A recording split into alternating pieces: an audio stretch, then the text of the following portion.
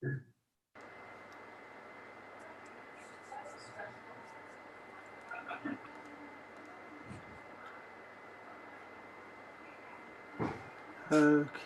we are, hold on, waiting for the stream to catch up.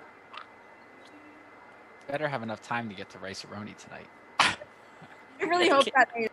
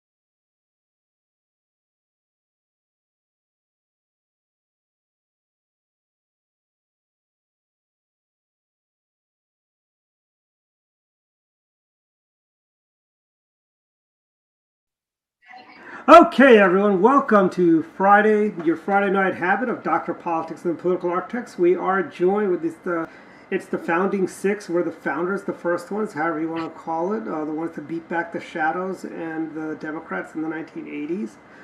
We're joined by Jackie Saxton. See, I think Marcus might have been the only one that got that reference of the Shadows.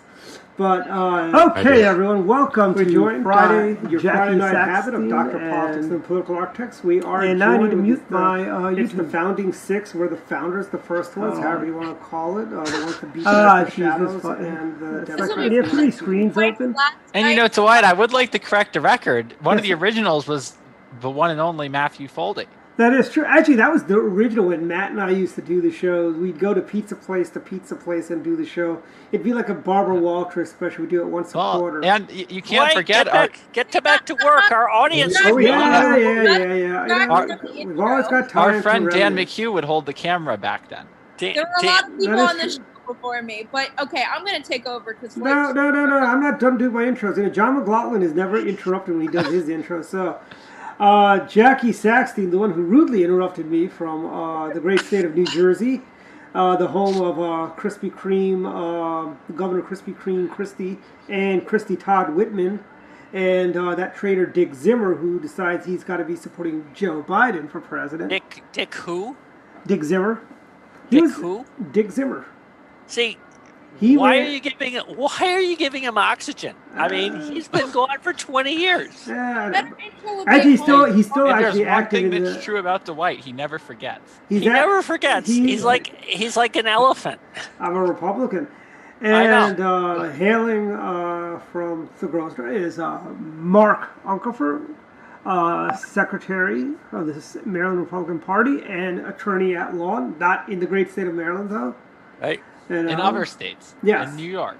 And DC. And DC. Yeah. And not that I've ever tried to be in Maryland or was unable to get barred in Maryland. I mean, let's set the record right. I don't want there to be a defamation case here. Yeah. Okay. Yes. Maryland's trying to do diploma privilege now. The Democrats have their way. So maybe if Mark would have gone to the right law school, he wouldn't have even had to take the bar. But anyways, I digress.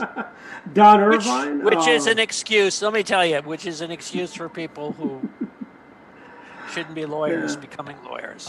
And then we have Don Irvine, chairman of Exton Academia, chasing down liberal professors on college campuses since 1985. Was it? I think 85, 80, Yep, 85. Yeah, 1985. You know, they used to do a great little report called the Campus Report. I used to distribute it back in the days. I think the record was I got a kid to take 10,000 copies of the Campus Report to distribute on his college campus back in the day. I think is that a record, some sort of record, Don? I think a distributor doing 10,000. It could be. It goes back so long ago. I'm not exactly keeping records of that. And then we have my old classmate Marcus Alzona, tech guru expert, the lover of Hershey's chocolate, which we're assuming he's down to less than half by now. Nobody outside of the people on this call have any idea what you're talking about. That's fine. Nobody knew what Jack John some McLaughlin. people, Dwight, some people think you're doing an endorsement of Steve Hershey. No, I'm not endorsing Steve Hershey. I'm endorsing the Great American Chocolate Bar, the Hershey Bar, which is... And he got sued by Hershey, by the way. He did. He's lost multiple times on that. And then, last but never the last... That was Hershey versus Hershey? Yeah. Yes, Hershey versus Hershey. Milton And it was Hershey not a won. matrimonial case. It was an IP case. Well, that was a different case also. What was the lawsuit? Was it that they were trying to say he ripped off the Hershey logo in his No, sign? he really did. He made I it, mean, okay, among does friends. anybody have a Hershey bar they can show? That was what Steve Hershey's Senate campaign signs were. It was actually a very smooth move in terms of you want to generate publicity for your campaign, is he had a logo for his signs that really, how shall I say, arguably infringed on the Hershey bar. You can argue different context and all that other kind of stuff, but it was a great way of building name ID. Not that Dwight would recommend in breaking the law, right? Yeah, I know. It's like there was some idiot that would be wrong. That would be wrong. There was some idiot that was telling Bob Dole he should go around telling people to give out cans of Dole pineapple when he was running for president. Guys, this is the longest intro. But now, We still haven't been introduced. There you go. There we go. But that wasn't what it. Well, that's sort of like that Yeah. was. Yeah. It was. It really.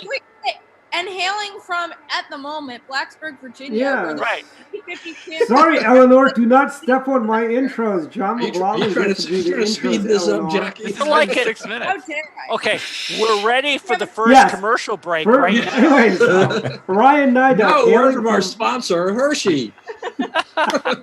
Ryan Nidak, hailing from Montgomery County. Montgomery County is owned, but he's in college in the Virginia. Well, I'm in Montgomery County, Virginia right now. Yes. Actually.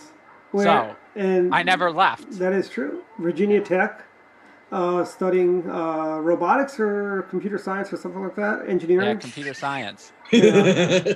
And Something, whatever.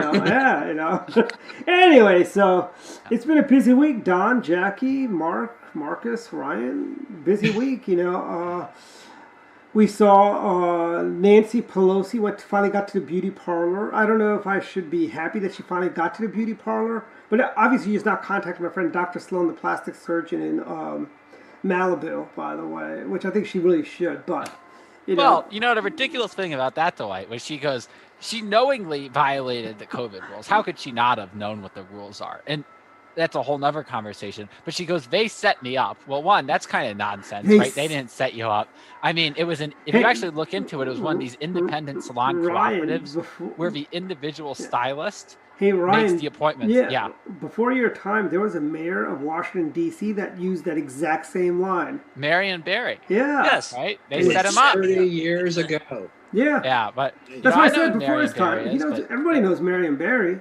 everyone knows Marion Barry. But I mean, that's besides the point. And the second Mayor for point life. is she goes, oh, well, I didn't know that was the rule. It's very confusing. Well, if the regulations are too confusing for the Speaker of the United States House of Representatives to understand, how is the average citizen supposed to cope? I mean, why is nobody asking that question? We I mean, asked when, us to know the rules because if Trump had done the same exact thing in San Francisco, she would have cited, according to the rules on page 3, line 5, sentence 2, Trump is breaking the rules.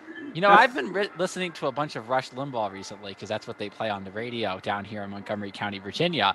And I will say that Rush Limbaugh goes, oh, she knows the rules. She's a liar, blah, blah, blah. That's not the right line of attack. I mean, just calling her a liar isn't going to work. You have to point out if the regulations are too confusing for Nancy Pelosi to understand, who's a very smart woman, how can the average person understand it? I think that's the way we should go about it because, it's the same way you had the mayor of Philadelphia, I believe, coming down to Cecil County or some county in Maryland that was, up there near Pennsylvania, eating in a restaurant that he wouldn't have been able to eat in his own city. I mean, oh, I didn't know that wasn't allowed here. If it's too confusing for these leaders to understand. He said, I apologize for anybody whose feelings I may have hurt for doing what I did. He did not ever say he didn't know that. And he drove all the way from Philadelphia. And I should know the specifics of this case because it happened in Montgomery County, Maryland, but there was a bar in Maryland, in Bethesda, that got cited for having live music, acoustic music, that I don't want to misattribute here, but someone in county government, it might have been a career person, they called and was like, is this allowed? They go, oh, it's an acoustic performance. There's no one there. It's allowed. And then the health inspectors came in and said, oh, actually, it's not allowed. So even the people you're supposed to turn to enforce the regulations don't understand them. It's stupid, ridiculous, and arbitrary. You can't get, when you're on a downtown sidewalk in Montgomery County, Virginia, you have to wear a mask. But the minute you step onto the restaurant patio, you can no longer transmit COVID-19 because you're on a restaurant patio. I know I'm preaching to the choir here. You brought up the music thing because I actually literally just read an article in Bethesda Beat before the show started saying that they came out just now and clarified that live performances are allowed in Montgomery County and that's the ruling.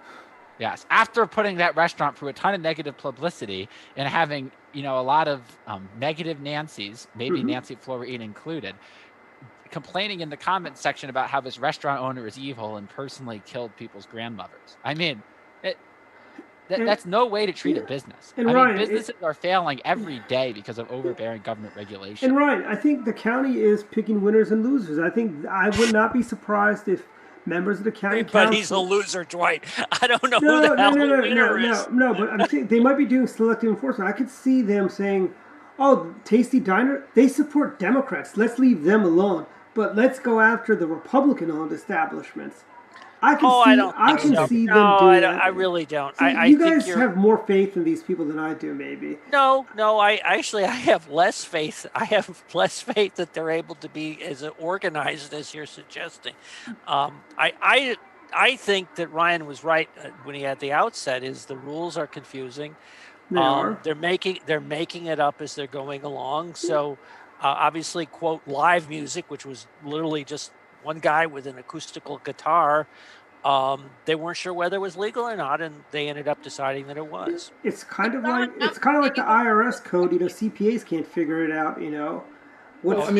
Don't tell my mother and don't tell Ryan's mother that. They're very good at figuring. My father also, actually, both my parents. Okay, both your parents are CPAs. Besides just being generally confusing, the other part of it is that like if you're here in Maryland, the rules can be different in the, like Maryland, Governor Hogan said, we're going to enter phase 3. As of 5 p.m. today. Yeah.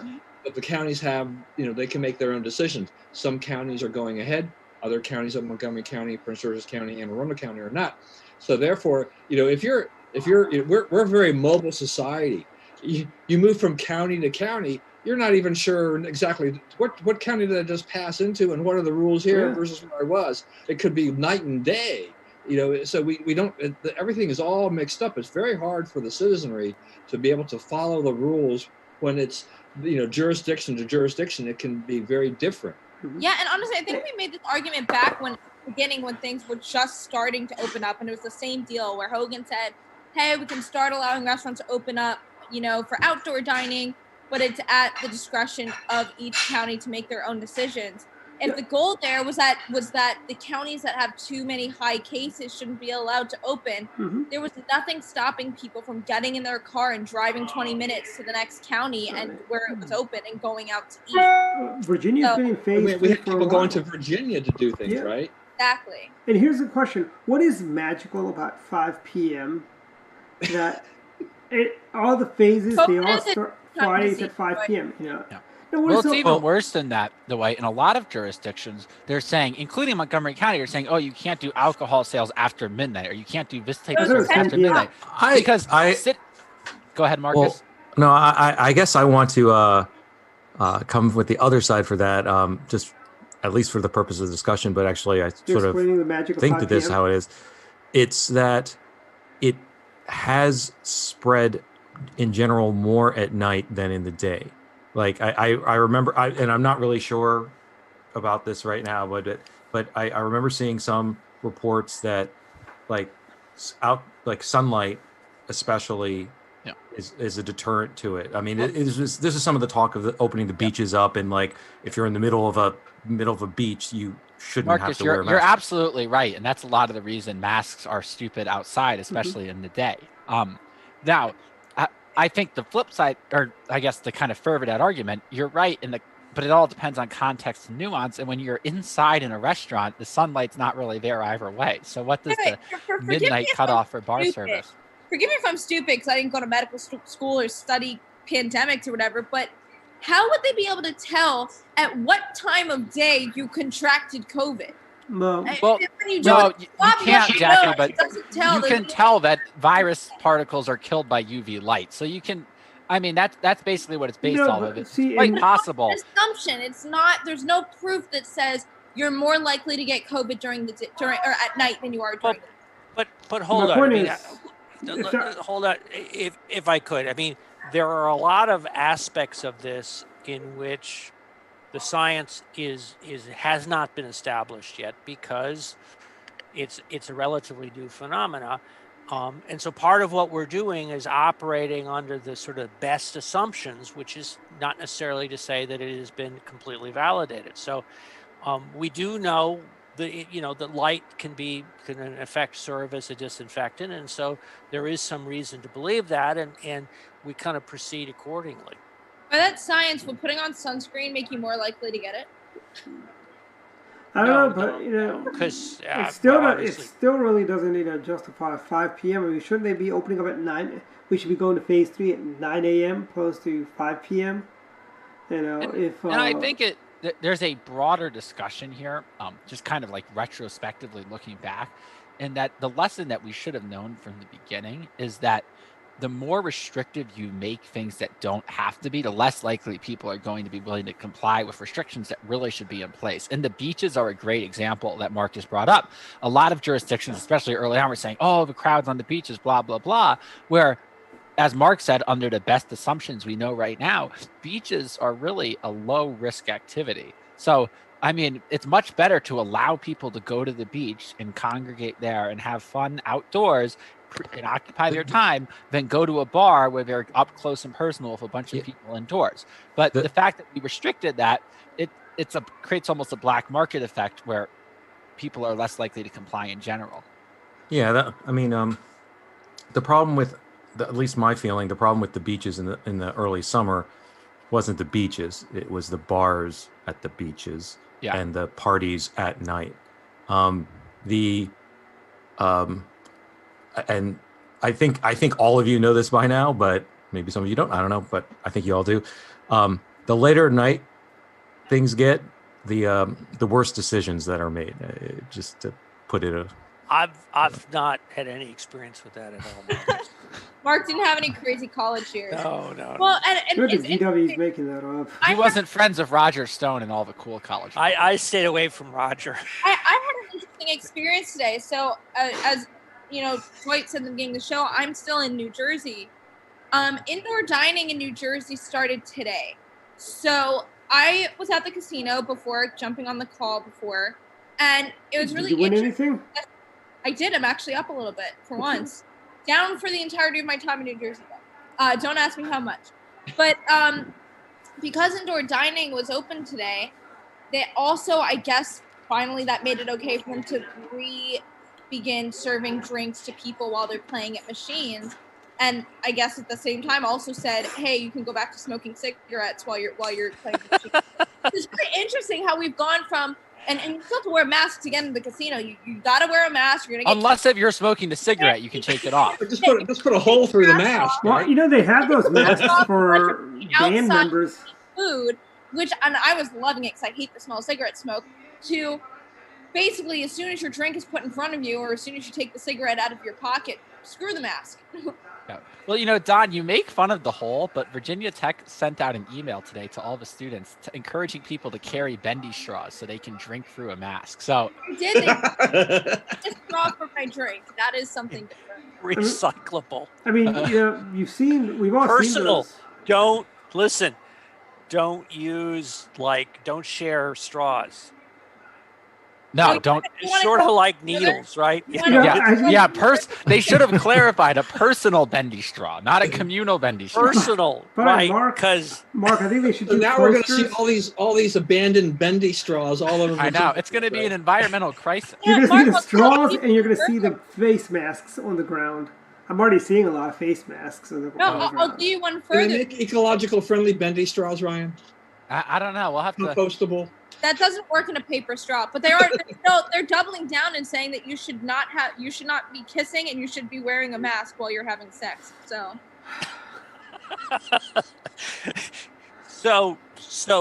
the health department that provided the recommendation that you should be wearing a mask while having sex, way too much information. They were Canadians, by the way. It was a Canadian. Does it have a zipper that goes all the way like this? Yes, it does, Marcus. I was thinking about that article because Jeff Brown had posted on Facebook, but I'm thinking, like, I'm not going there. It's a Canadian.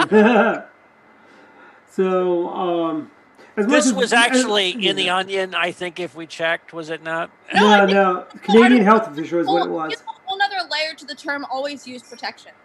By the way, as much as I enjoy talking about COVID, which is not much at all, there's a lot of other fun stuff that happened this past week. Well, let's just do a little bit more on COVID if we're going to do that, just because of the story that came out this week that's gotten the liberals all kind of crazy, which is that CDC report about on comorbidities and everything like that, where they came out and they said that when they went through all the data and all the death certificates and stuff like that 6% of the people they could say had their primary cause was COVID, but then 94% of people had other issues, so on the comorbidity. So conservatives have loved this in general. The liberals hate this, and so, but it also goes back to that argument about how has the reporting been on this? I mean, we have 185,000 or so deaths or whatever. I mean, these numbers, they continue to creep up, and the Democrats are using that number. I mean, Joe Biden uses over and over and over again. But if we haven't seen, does he remember that he use the same number every time? Because one at a time, Dwight. I think the biggest indictment of the reporting is the fact that people were so surprised. I thought it was kind of just like a consensus among the medical community that this mainly impacts people with other underlying health conditions, and if you are especially a younger, healthy individual, this really should be no problem for you other than that you're spreading it to other people. That was already kind of common knowledge qualitatively. All this did was put a number to it. So the fact that people, frankly, on both sides were surprised just shows that media outlets were reporting whatever the political narrative was around COVID instead of the actual facts that were being discussed by the medical community. And I think that's just such a shame. Well, I actually did some digging into this, and it seems like a lot of people, of course, both sides are putting their political spin on it, but if you look at the unbiased information here, what the report is actually saying, and I'm sorry if this detracts from the Republican narrative a little bit, is that is what was written on the death certificates as cause of death. Some of them actually wrote more than one thing. Some of them only wrote COVID. And the reason that they put COVID on everything, actually mathematically, is that the hospitals at the moment are getting paid more for COVID patients than they would for any other patient. But also it's just saying that they might not have actually just listed every single thing that could have potentially been a cause of death or a comorbidity there. It's possible that they only wrote COVID, or they added every single thing, not knowing which one was actually the cause of death. I don't know if that changes your opinions at all, but that's what I know. Well, also, the only thing they get out of that is they run up the score, and, because a lot of the, basically it's just, I hate to say it, not to sound conspiratorial, but a lot of that stuff is just to make the president look bad. Hey. No, it's not, Dwight. Yes, it is. Yes, it is, Mark. Yes, it is. No, here's the thing. I think Jackie kind of put her finger on the more critical point here, which is that if the hospitals are compensated more for a death of a particular type, you're building in a pretty strong bias that that's the direction you're going to go. I really don't think you've got coroners all over the country who are saying we're going to stick it to the president by calling a death the wrong way. Could I just make one particular point, which is, and I'd love to do a poll or do it, how shall I say, a screen, to ask people what percentage of the deaths that have taken place so far this year have been due to COVID, even ignoring all the comorbidities. In a typical, and again, not to understate or minimize the deaths that have taken place, but I suspect the perception as a result of COVID, but I suspect that the perception from many people is that half the deaths or 20% of the deaths or some number north of what it actually, a percentage above what it actually is, has been the result of COVID. In fact, 180,000 out of, I think it's like 3.5 million deaths per year is actually only about 4 or 5%. And so, we're factoring in this other issue that the CDC is coming from, the existence of comorbidities, puts in context what really, the how shall I say, not to minimize and not to understate the fact that deaths took place, but to put it in the context of the fact that many of the people who died were suffering from other diseases that they may have suffered from as well. And Mark, I think that's going to become really, really interesting as we start to move into flu season, to see the comparisons of flu deaths versus COVID deaths, or how many they kind of call ambiguous or lump both of them together. And to that point, a lot of those numbers are also, there have been reports of like, this person died in a car crash, but they had COVID, so we're going to put COVID on the death certificate. But and I read something else today, that there was a woman who died 6 months ago, and they received a letter in the mail today that her COVID test came back positive. 6 months ago. How that plays in there, but that's something else I read today that I thought was interesting. Honestly, yeah, I remember early on. Oh, go ahead, Dwight. Yeah, I was saying, honestly, Mark, I'll disagree with you on this. I think a lot of this is a big scam by the elitists in the health industry, like Dr. Fauci, who wants to make the president look bad. So I wouldn't be surprised if there's some liberal bureaucrat saying, "Oh, we're going to call everything COVID." Oh, a gunshot. Dwight, if that's your opinion, it's your opinion. But I don't think that's necessarily agreeing with what Mark said. I think that's like kind of a separate. No. My point is this. I think a lot of these guys, it's all about bilking the taxpayer, making the president look bad, and this is how they're doing it, frankly. All right, I want to hear what Marcus.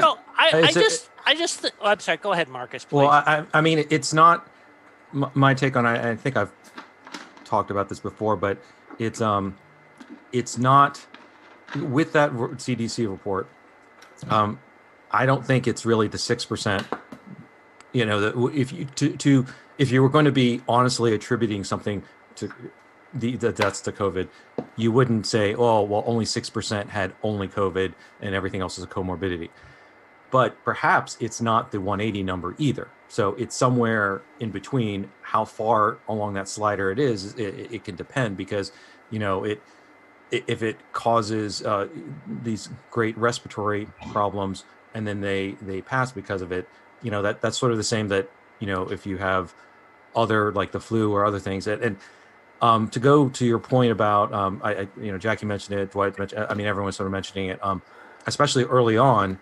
Some jurisdictions were just saying, there's a death. Oh, they had COVID, then it's a COVID death.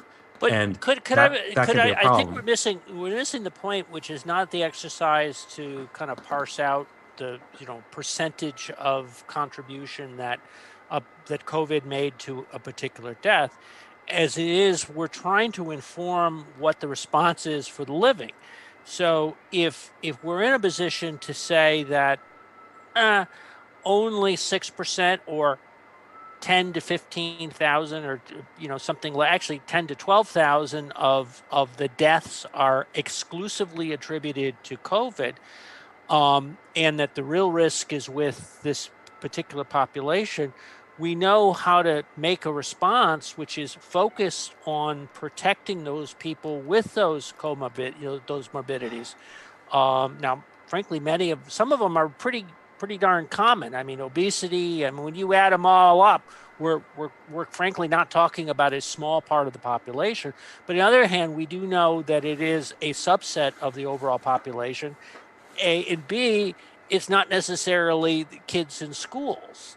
And yet, Mark, which is a perfect segue into one of our other topics tonight, and yet we're starting to already see so many of these schools shutting down because I think it was Alabama had what, like 10,000, 12,000 cases or something crazy like that. That they're like, oh, we're not doing this. Nope. And a lot of schools are following suit. And I definitely want to hear Ryan's take on this, since his school's still going for the time being, is that if these students supposedly, or unless they have asthma or some other comorbidity, are in that lower rate, that lower risk, and yes, they might be testing positive, but they could either be, asymptomatic or have very few symptoms whatsoever. Why is this such a big deal at these schools, and that they're shutting them down when they start seeing these test results? Yeah, and he needs to show us the airlock on his door. I mean, I think, Jackie, you really hit the nail on the head, and it really, I think part of the problem is a lot of the universities went into this with a not very informed outlook on what would occur.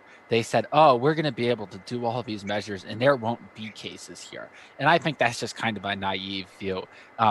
If you're going to reopen and plan to stay open, you have to acknowledge the reality that there's going to be cases and you can deal with it. And I actually, to commend Virginia Tech, I think we've done a great job. Our university president said during the State of the University address this week that the rise in cases is expected and is continued to be expected, but we have no plans to change the modality of the university. And since March, there's only been 16 hospitalizations in the county where Virginia Tech is located, in Montgomery County, Virginia.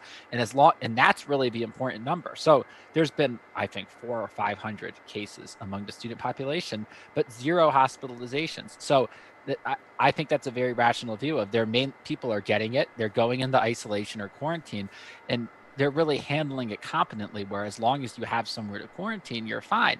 The issue is if it breaks out into the town and the surrounding area, which they've been able to prevent from happening. That is a realistic view, and they went in with a plan and they executed. Schools like, what's a good example? Towson, that said, oh, there's not going to be cases, and then 50 people tested positive when they moved in, so they sent everyone home immediately. I mean, that's just plain stupid. There's no way. At that point, it's almost defrauding young people of their money and making them take out loans for housing you have no intention to deliver on, probably for not a full refund, frankly. Yeah. Well, in University of Maryland, College Park, a lot of students are there, and a lot of trouble about not getting. Well, James Madison University, north of me here in Virginia, just sent people home for a month only, and then they're going to come back. I don't believe that for a second. I mean, part of this, and Nate Silver from 538 had a great Twitter thread on this, is I think, unfortunately, a lot of universities that went into this without a plan basically had the plan of, we're going to send people down, collect housing deposits, and then blame a bunch of 18-year-olds who missed out on their high school graduations and haven't seen anyone for 5 months for messing everything up. But really, it was our fault for not planning to begin with. I mean, that was frank. That's the dismal view of what I think a lot of universities went in and thought. They said, we're going to come in, we're going to collect the housing deposits, and then we're going to send people home. But Ryan, to frame what Virginia Tech is doing that's smart in a different way is they're using what the original goalpost was when we shut down, which was to decrease the number of hospitalizations or keep it low so as not to overwhelm the health system. That was the original goalpost that has now moved so far away that right now it's getting a vaccine, but one day it's probably going to be is 0 infections total. And the vaccine. Let's talk about the vaccine. And the vaccine is right around the corner. I will be happy to be patient 1 to get the vaccine. But let's talk about the downside to the vaccine, which is that the standard that the CDC, or I'm sorry, that the FDA is using for the vaccine is a 50% standard. This is the same standard that's used for the flu, which is that if you take the vaccine, you have at least a 50% decreased likelihood, decreased likelihood of catching a disease. Now, playing out that numbers, if there was, say, an expectation that 20% of the population would get COVID, and we got the vaccine to all 20% of that, this population, 60 million people got the vaccine, what the target means is that 10% or 30 million people would end up having COVID, and the vaccine would have been a success. I think there's a real mismatch. I think there is this expectation that once the vaccine is in place, it's going to be like, say, the measles vaccine, where you're not going to get the disease. And that's not what the standard is. I agree. I mean, I actually had an interesting conversation with a friend of mine who was or his family is in the healthcare industry, and his sort of take on it was that there's going to be we're going to be feeling the effects of this for decades. That of I want to say the people of my parents' generation will be wearing masks for the rest of their lives in public, and like that's going to be the case. Even just because it's going to linger, that it's not going. You're going to get vaccinated, but it's not. It's like you're saying, it's like 50%. It's not a complete vaccination. It'll still sort of be around, and so for the people in those high risk groups, especially elderly, that you're going to want to protect. You're going to want to have them protected for many years to come, because it'll get, the overall society will get better, but we're not going back to 2019 for he was thinking a few decades, but for many years to come. Marcus, it's going to get better, but just not good enough for the risk groups to be pushed back against the second part, which is, I agree this is going to linger for a long time, right? The flu was a new thing in 1918 and we still have it today, right? And this is probably going to be much like that. Now, however, I think over time we're going to realize that some of the measures, as we talked about earlier, we did stuff based off of the best known assumption, but we're going to start to learn more and actually have concrete studies that are done using the proper scientific methods as to what works and what doesn't.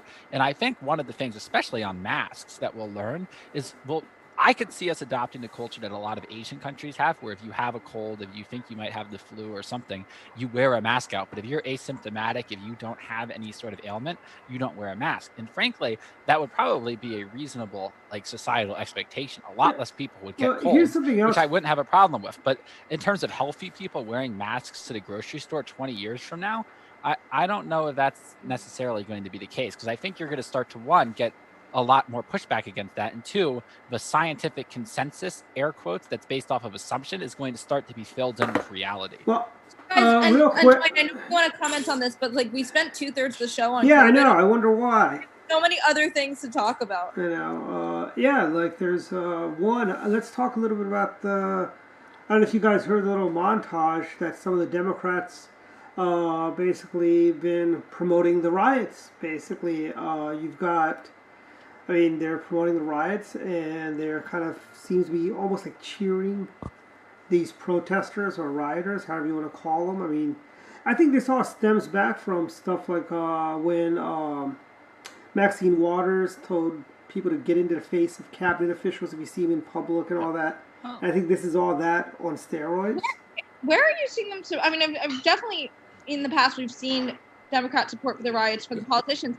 But it seems like at least from a presidential election perspective, they're starting to roll back on that because they're starting to see the hit to their poll number. Yeah. Well, the Biden, I guess, saying now, the Biden quote, soundbite is, this is riots in Trump's America. So they're trying to turn it around as to, it's actually Trump egging it on and we're against the riots, which, is an absurd assumption. Yeah. Nice spin, but nobody's buying it. Frankly, that it's all. The Goucher poll should go out to the riots and ask them how many of them are voting for Trump, and I bet you the answer will be 0. Yeah. Frankly, a lot of them probably just won't vote, but the ones who do will vote for Biden or maybe Kanye West. But yeah, but I think you put your finger on the turnaround that has taken place. I think since Kenosha, I don't think it's really so much the convention.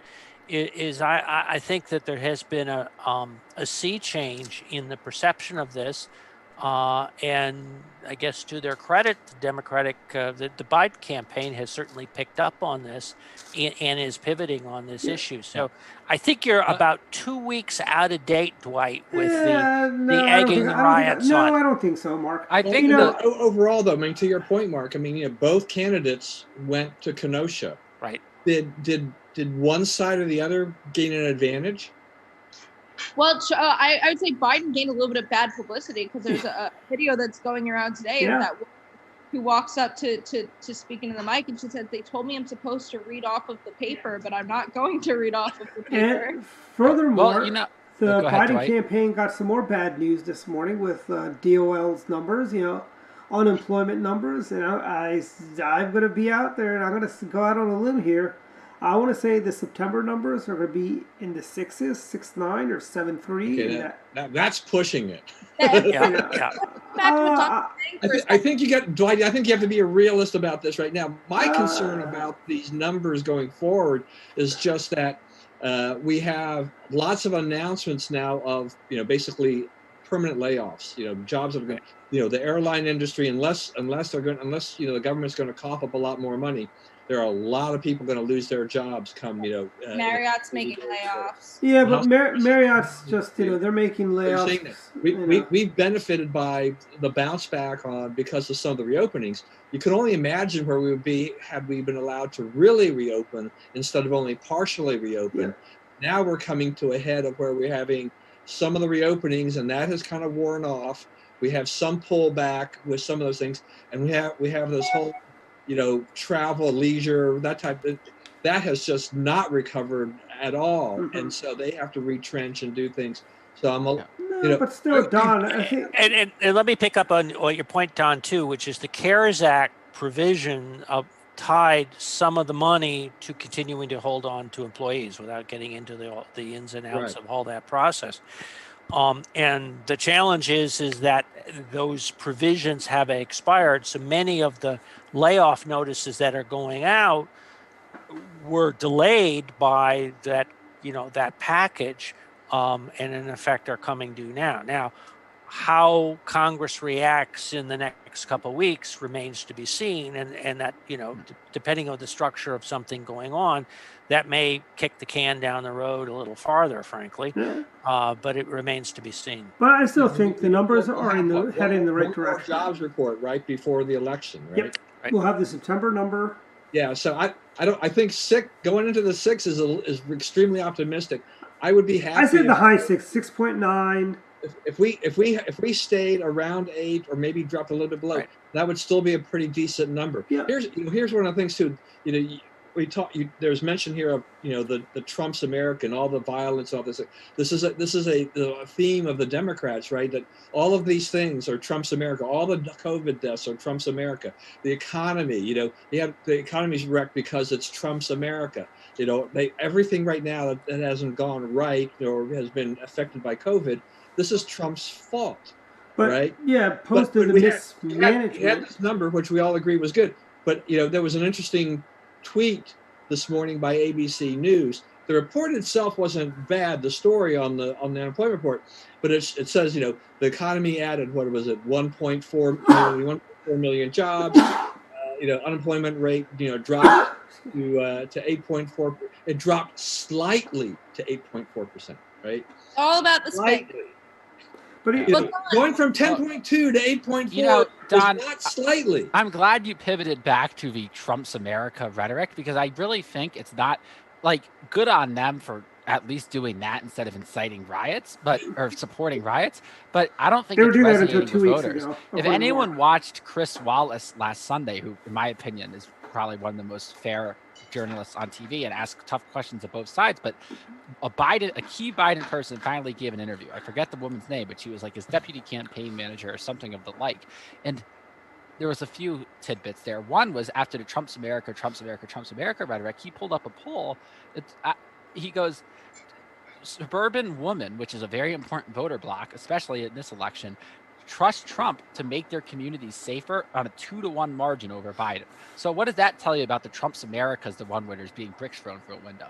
That doesn't really seem to be resonating with the suburban voter blocks that are really going to decide this election in the Philadelphia suburbs, et cetera, et cetera. And then 2, I just kind of want to throw this in as an aside. Chris Wallace was speechless for a whole 5 seconds because she goes, Trump is inciting violence. He just stood there. He was like, how do you I'm waiting to see how I'm going to react to this. Yeah. So I'm thinking to see how I'm going to react to this. Here's the thing. This goes down to, first of all, I'm still probably the most optimistic of the doctors here who say, I think the president's going to win re-election. I think he is. No, I'm with you on that. More and more each day. Especially after the convention, I think the fact that Marcus, Don, and I have just because if we don't chime in, we're kind of whatever. It's go ahead, Dwight. We just don't want to interrupt you. My point is this: is I I think, here's the thing. People look around, and let me tell you, President Nixon in 1972 ran a law and order campaign. And quite frankly, it's the same stuff that was going on in 72 that's happening now. People in the suburb don't like to see riots in their neighborhood, frankly. Well, all right, wait. I want to circle back to Don's original question about Kenosha for a second, though. Was you said both candidates have gone to Kenosha. Did either one of them benefit? And I read something that I totally agree with. Here's why Trump benefited, because everything that you've been seeing in the mainstream media was everything in Kenosha has been peaceful. There's been nothing violent. But the pictures of Trump in Kenosha, they refused to cover anything about Kenosha. They would not miss an opportunity to have pictures of Trump in Kenosha. And that is when we got to see the extent of the destruction that is taking place in Kenosha, despite what the mainstream media is trying to say. And Mark, I see your hand up, but I do want to route back also to what Ryan was saying, which is, and we can go to that after Mark talks, was also the announcement of who will be moderating the debates for the presidential election and the vice president. I was just going to agree with you, Jackie. A week spent on Kenosha talking about that issue is a week in which the president's talking points are effectively front and center, and that's what's happening. That's what's happening. So, Biden having to go to Kenosha, in addition to Trump going to Kenosha, in effect concedes the fact that this was a week that was focused on providing law and order. And I think Trump won this week too, by the way, if you look at it. There was violence there because they would not miss an opportunity to have photos of Trump there. I actually want to engage Dwight on his comment about Nixon in 1972, and that this election has a lot of parallels to that one. That they want to try to phrase Trump as this big racist figure who, is only for, to quote them, a rich white elite, which really is not the case at all. Yeah. And they did the same thing, especially from a historical perspective in 1972, trying to talk about Nixon and the racist Southern strategy. But at the end of the day, Richard Nixon got 1/3 of the black vote. And Trump, there was a poll that just came out where Trump was polling 25% among African Americans in approval, not voting, which is a little bit of an inflated metric. But nonetheless, let's say Trump actually gets 1 out of 4 African American votes. It's game over in a landslide. So there's a lot of parallels there where, Trump's this big, bad racist figure the same way Nixon was. Nixon was a progressive Republican on race who voted for the Civil Rights Act. He expanded the same way Great Trump's Society. a progressive Republican who's for criminal justice reform, right? The media narrative doesn't stand up to reality, and a significant part of the voter base in the African American community realizes that they're being played by the media, and that's why messaging like Kim Klacik has resonated so much. But I'll digress. Let's go back to the and debate. Ryan, as much as I like President Nixon, but the greatest expansion of the Great Society was under President Nixon. And he did, just like President Trump, he's done a lot for the minority community. A lot of stuff. Is that a good thing? I want to talk about the debate moderators. No, expanding the Great Society is not a good thing, Mark. That's why. Okay. That and opening up China are the 2 biggest issues the President Nixon. No. We're going to talk about China.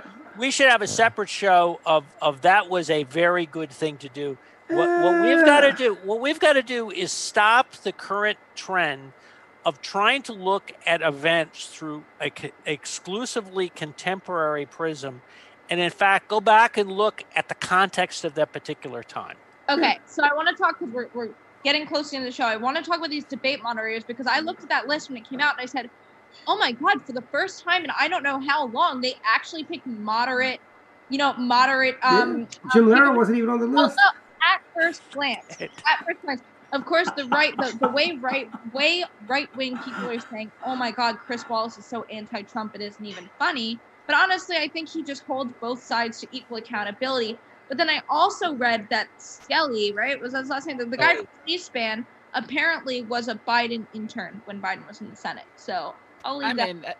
At the end of the day, if they're a Democrat, they're a Democrat. I am impressed with the moderator lineup. I'm impressed with the fact that Chris Wallace got one again. Yeah. And I will say about Chris Wallace, he said on the show, when he interviewed the president, actually, the president goes, Joe Biden isn't doing an interview like this. He's like, it was a very tense interview. But on that one, he goes, you're absolutely right. Joe Biden is refusing to take a long-form interview like this. And Chris Wallace will finally get his chance on that debate stage.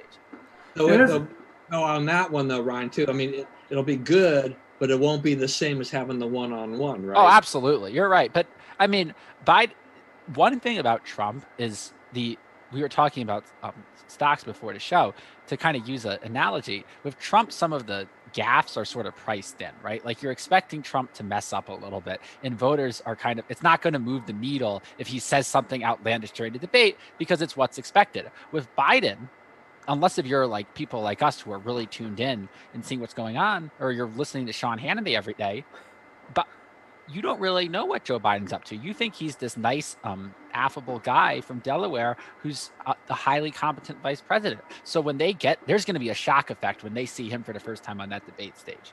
Believe me. Yeah, everybody right now that this Trump or Biden can't string together a sentence is just a right-wing narrative until they actually see it in action.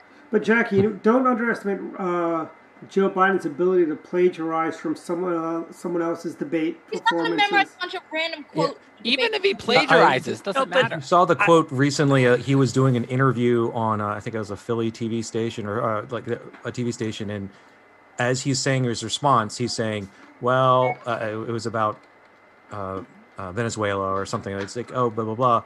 Well, top line message: Trump's been a failure in this. Like he read the cue card or the prompt top line message. Like he read the metadata on it. Like, so he wasn't doing an interview. He was reading bullet points off a card, which he will not have with him at a debate. But actually, yes and no. So a lot of debate, and God knows Joe Biden's been doing this for a long time. Remember, he ran for president, what was it, 32 years ago. He'll be able to, as any good politician, to kind of regurgitate or replay familiar talking points and what have you. So I'd be very wary of creating this expectation that he, quote, can't put a sentence together, because he can. But let me finish. But where he runs into problems is when he has to, from the script. When he has to deviate from the script, where he has to ad lib, and number one, and number two, he has a kind of irritability, and I think we've all read some of the same stuff, that the Trump campaign is very conscious of the fact that when he gets irritable and you get under his skin, and he says. And he starts saying, "Come on, man." That's almost that's the tell. The "come on, man." Whatever's coming after that, you'll start talking about corn pop. But right. So they will try very hard to get him to, and the advice to him will be, stick to the script. Yep. And then shut up. And I think that plays into Trump's. Oh, go ahead, Jackie. No, I was going to say, that's almost like when we get Dwight to say, "Here's the thing," so you've gotten under his skin. No. The one that's really scary from Dwight. I don't want to be that guy. Don't be that guy. I don't want to be that guy. Put the mute button on, because. Yeah. But, I think that Mark is exactly right. And I think that actually plays to Trump's strengths, because if there's one thing Trump's good at, it's going somewhere you didn't expect him to go. So the way Trump wins this debate, I think he's got the upper hand already, but the way he wins it early on is he just needs to go somewhere Biden doesn't have a cue card for. I mean, it needs to throw him off, because once he gets off the rails, I think one thing he's lost with old age is his ability to get back on track. I think once he's off, he'll be off. He'll be talking about corn pop and leg hair and touching girls' shoulders the entirety of the night. And that's just the way it's going to be. Yeah. So Trump needs to get him off the rails as early on in that debate as possible. Right. And then Trump will get right back on his talking points. Trump is very good at that. He can be talking about some random thing that has nothing to do with anything and get right back on message very quickly. There is no one who is a better master of distraction than Donald Trump. Maybe Robin Ficker, but that's neither here nor there. Robin Ficker. Yeah, no, I mean, my thing on this, and we should just move on to another subject and close it off, but it's just that, CNN, for the first time since 2008, did not get selected, so anybody selected there. Does anybody have a feeling as to why that is? Is that? I'll tell you why, Don. Is that a result of WGN launched a news program in prime time, and they were blowing CNN and MSNBC out of the water, which I think, I'm kind of shocked, because I don't see who wants to watch news on WGN. It's just another liberal news outlet. But the fact that a rinky-dink superstation out of Chicago can blow the doors off of CNN. WGN is Chicago's very own. Yeah. Well. That station was known for reruns. We got two Indiana people on here. Yeah, Ryan and I both have strong WGN. And now Ryan and I both have Indiana ties. Yeah, we both know that WGN's Channel 9. Yeah, WGN's a big deal. But here's the thing, WGN, basically putting this primetime news program, got rid of my Last Man Standing reruns that they run for hours and hours. You can binge watch the whole season in like 3 weeks. Okay, I have to digress into communications law. I'm sorry. News as I recall, WGN is owned by, been owned by, basically it was the Tribune company that crashed and burned. And Sinclair Broadcasting in the first year and a half of the Trump administration, I hope I'm like 70% sure I got this right, but it was Sinclair Broadcasting in Maryland that was in the process of purchasing them, and they completely screwed up. They just bet the ranch on a very dumb strategy because they were going to have to divest a whole bunch of stations, and they really did not do a good job. And they were counting on the Trump FCC just waving that through. It's a real shame because it really would have been great to have Sinclair running WGN. I mean, to WGN, they beat CNN and... Okay, so I want to answer Don's question and then go to Marcus. But Don, I think that the reason that CNN did not get a spot this year on the debates is because they've proven time and time again that they don't have a single unbiased or at least presumably unbiased person on their station, whereas Chris Wallace does not let anybody get away with anything, no matter what political affiliation they have. But I want to hear what Marcus has to say. See, when you're talking about this, I have a sort of a tangential thing about it, so I don't know if Don wanted to speak about it before, but when I think of CNN and I think of Chris Cuomo, I'm thinking of Andrew Cuomo and one of our other topics that we probably really won't get to, but he's when Trump has threatened to, saying that he's going to defund lawless cities and see what funds could be redirected if a city is just going to let protests burn, or the 100 days of riots in Portland, etc. And then I don't know if you heard, but Chris Cuomo said Andrew Cuomo said in retort that if President Trump wants to come back to New York, he'll need an army. And going to Dwight's earlier point about like the rhetoric that he was referring to this clip that strung all the different Democrats together, Democrats saying things together, saying, you got to get in their face, you got to do this thing, and this. I don't know, saying that you have to bring an army if you come back to the state, to the sitting president. What does this say about what's going on November 4th, November 5th?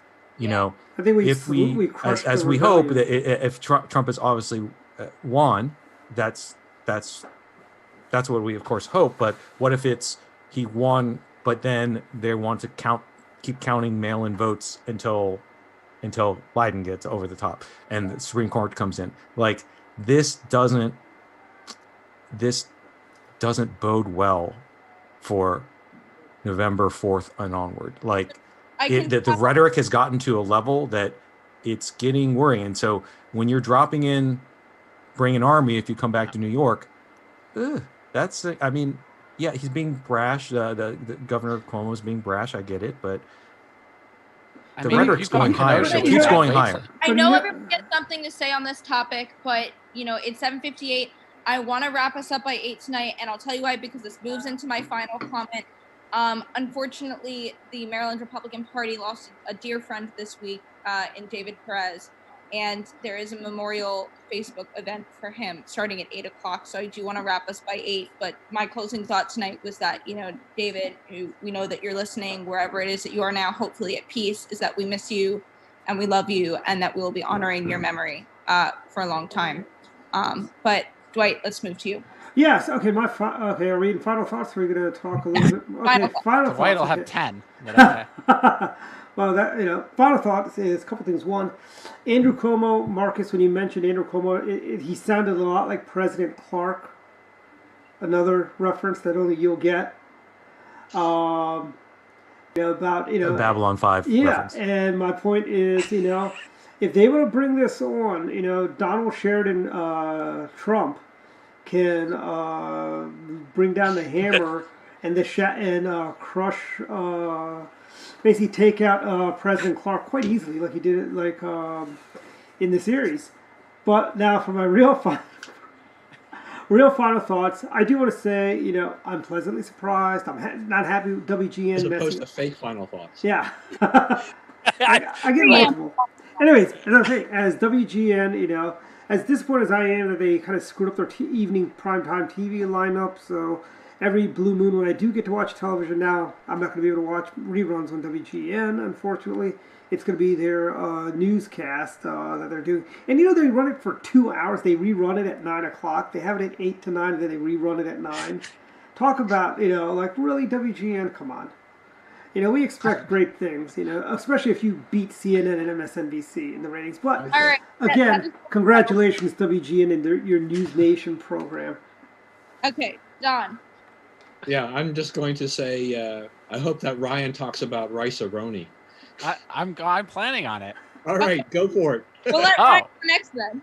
Well, okay. So, it turns out, supply and demand economics, except they really didn't adjust the price, so I don't understand. But Rice-A-Roni is a hot commodity in college towns due to the limited cooking skills of the residents. So I had to resort to something that's never been done before that I didn't know existed, which is low sodium Rice-A-Roni.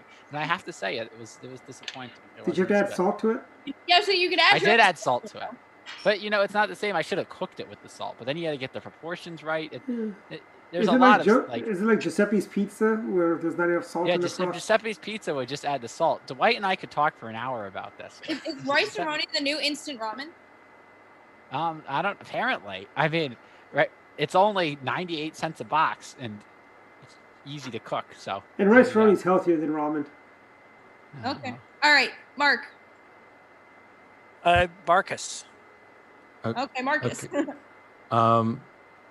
Unless Biden flops in the debates like we think he probably will, but there's always a chance that he actually performs on par. Unless he flops into debates and there's a GOP blowout at the polls on November 3rd, there's going to be significant conflict starting on the 4th. Agreed. Mark, wrap us up. So I wanted to actually pick up because I had a sense that Marcus was going to go in that direction. Rich Lowry had a great piece this week talking about the conflict, a discussion about mail-in voting. And one of the things Rich pointed out is that the failure rate, that is the number of mail-in votes that are rejected, is far higher than in an in-person voting. There's really a substantial amount of risk associated with that.